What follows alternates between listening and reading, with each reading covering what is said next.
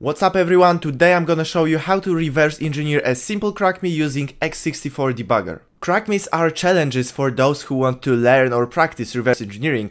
They can be very simple like the one we're gonna solve today, or very complicated for those who are professionals. You can download Crackmes from Crackmes.one.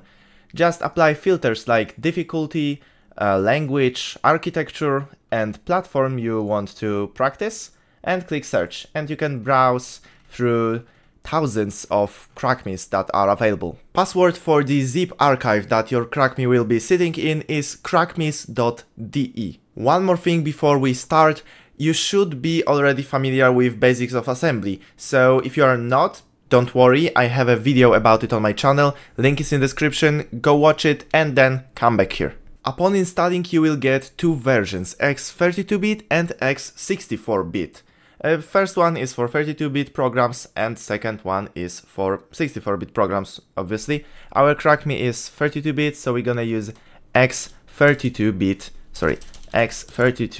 debug.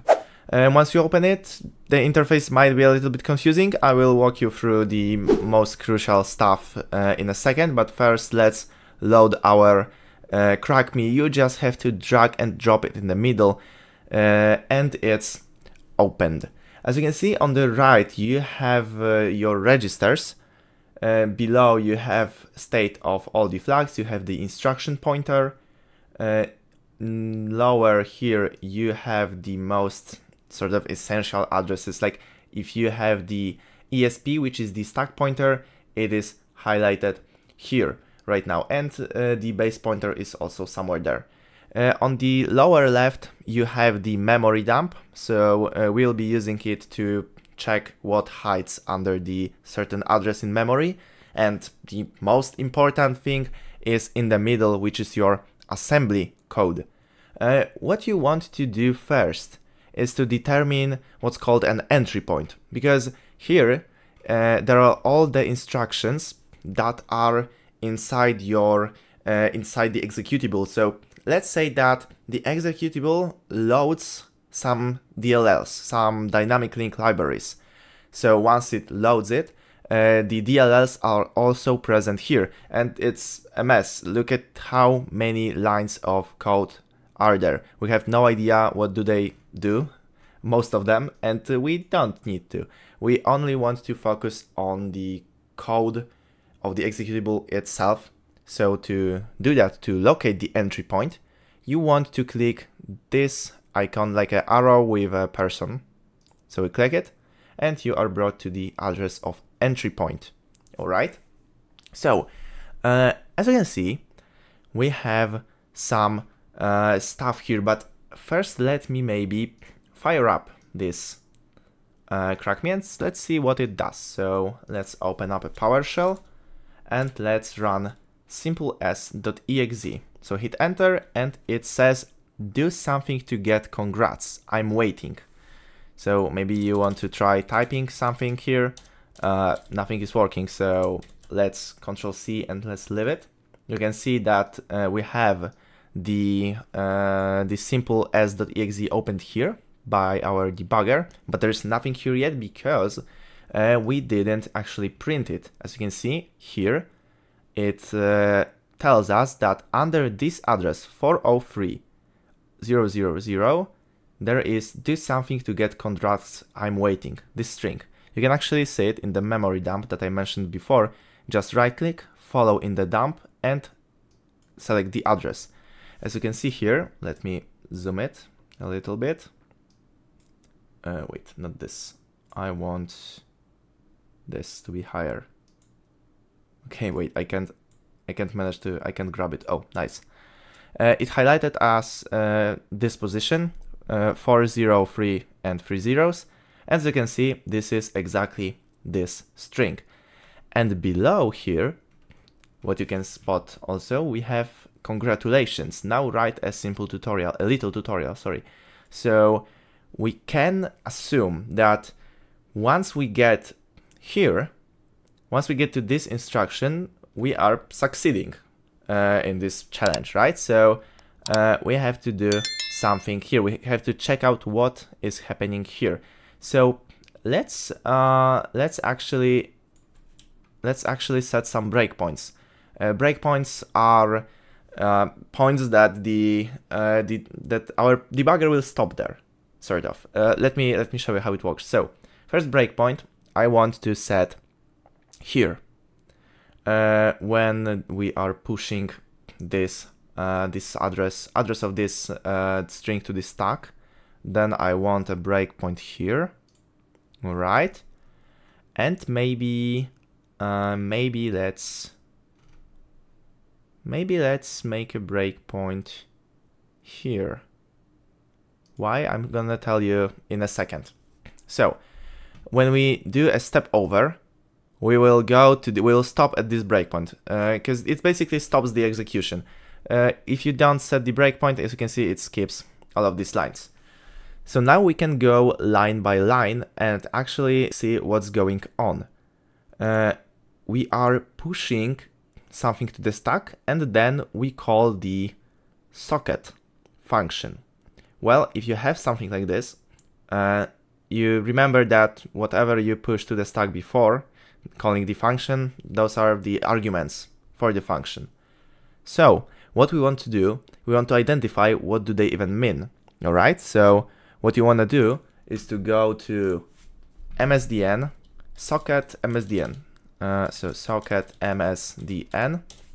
All right, let me quickly open a new tab like this. All right, so it takes 3 parameters, and as you can see, we are pushing 3 parameters, so that's good. So first parameter is the address family specification, and we are pushing as a first parameter 2. As you can see, this is sort of in a reverse order. The last parameter you push is gonna be the first parameter. So we are saying 2 right here. Can I zoom it in a little bit? Yes, I can.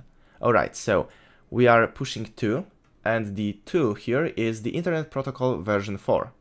Okay, so we know that we are doing this.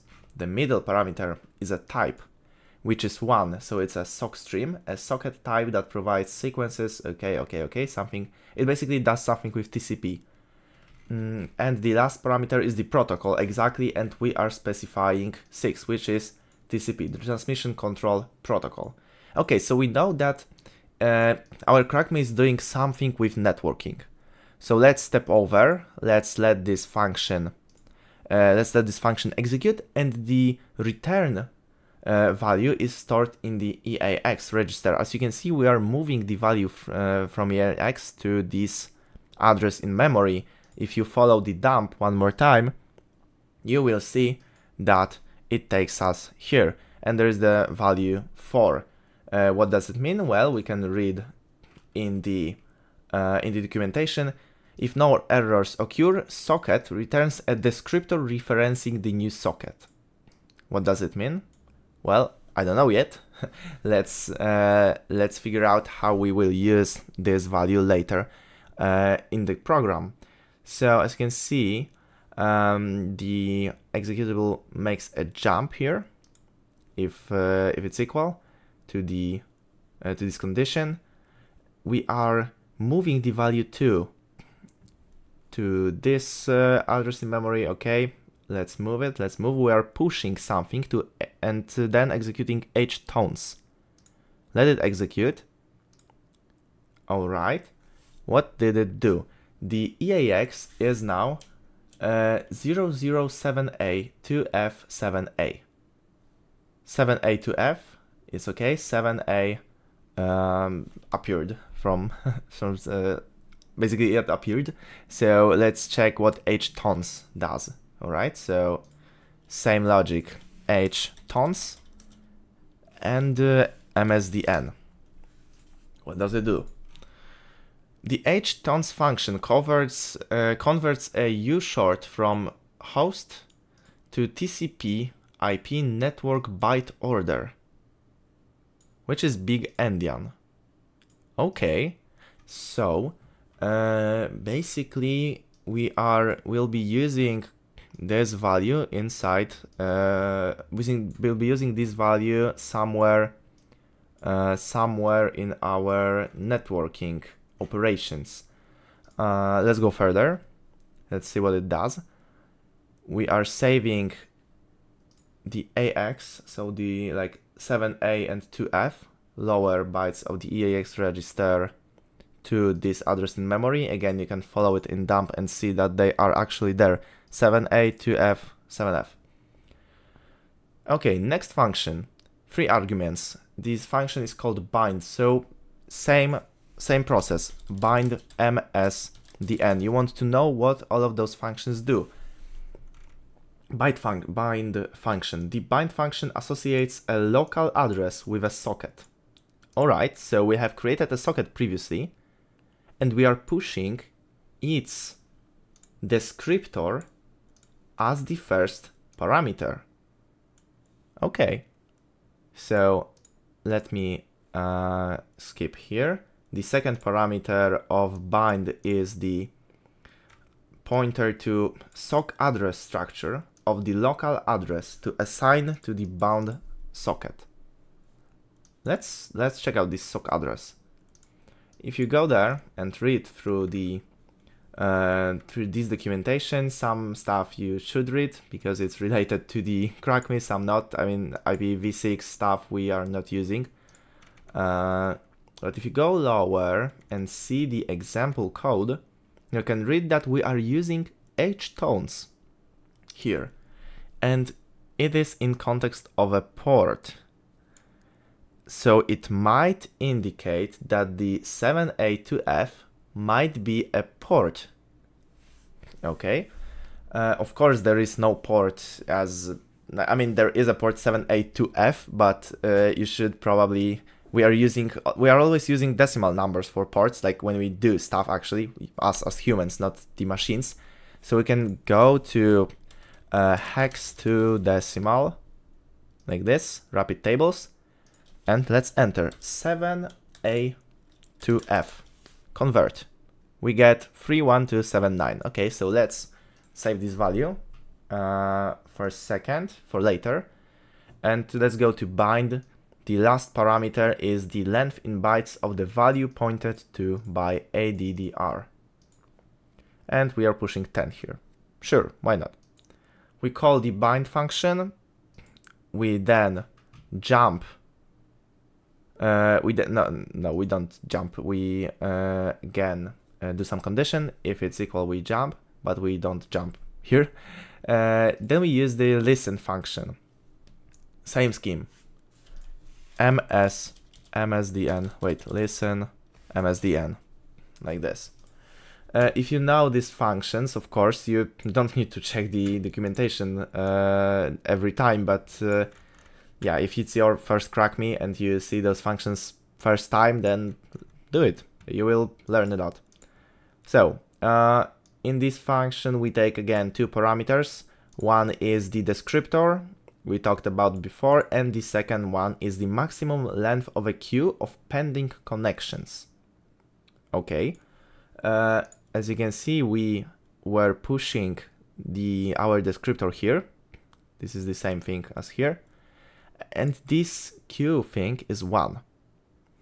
What I understand from this is that we are allowing the only one connection. Like we are listening for the one connection.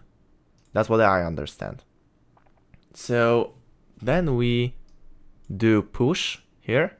We are pushing this value to the stack, and then we call this function. If you double click, it will bring you to the address. And if you read through this, this is basically a function that does the printing to the console. So let me step over, and after executing this function, you will see that this string "do something to get congrats, I'm waiting" is present here. But where the magic happens, if you step over, there is an unconditional jump to this compare. If this value is equal to 8fs, following the dump, it is equal to 8fs, because we moved 8fs here. We jump to this address, and we push 0, 0, and the descriptor, and we call the accept. So before we call accept, let's check out what does it even mean, those two zeros. Accept MSDN. All right. So the descriptor, sock address, and address length. So this is an optional parameter. This is an optional parameter. So basically, zeros mean that we are not pushing anything important, and the descriptor is our descriptor here. Same thing. So once you call the accept, as you can see, I can't step over more because the accept function is working. It is waiting for the connection. And from what we know by reading the previous functions, our Crackme just opened a listener on the local address with the port 31. How much was it? 31279. Let's test it. Because you remember, we are at the stage that when we executed the Crackme in PowerShell, we are exactly at this stage now. It's waiting for something. So let's type 127.1.1.0.0.1, which is our local host, 31279. And let's click enter. Something moved. As you can see, we are not longer on the on this address, on this instruction. We moved, and we are moving the return value to this address of EAX. The return value from accept. It was no longer. Oh wait, it jumped to the another breakpoint. But we were here. So EAX was this address was no longer only Fs. If you go to the memory dump, you will see that it is not. So this comparison failed. Alright, it was not equal, so we moved here. It did all the cleaning stuff, which is close socket, WSA cleanup. We don't need to read what those functions do. But as you can see, it's basically closing the socket and we pass the descriptor. And here it is, again, closing the socket and some cleanup stuff. But anyway, here you can see that we are here. We are on this push instruction. We are pushing the address in the memory of this string. Congratulations, blah, blah, blah. If you, again, follow it in dump, you will see that it is actually there. Here. Here. All right. And it calls the function, the same function that we saw before, which does the printing stuff. And if you step over and actually allow this call, you will see that we got congratulations. So we have successfully solved the Crackme, and we basically did what was expected from us. Let me know in the comments if you liked the video, and if you want more content with reverse engineering, more Crackmes. Maybe I will do something with Ghidra, we'll see. But for now, subscribe and see you soon.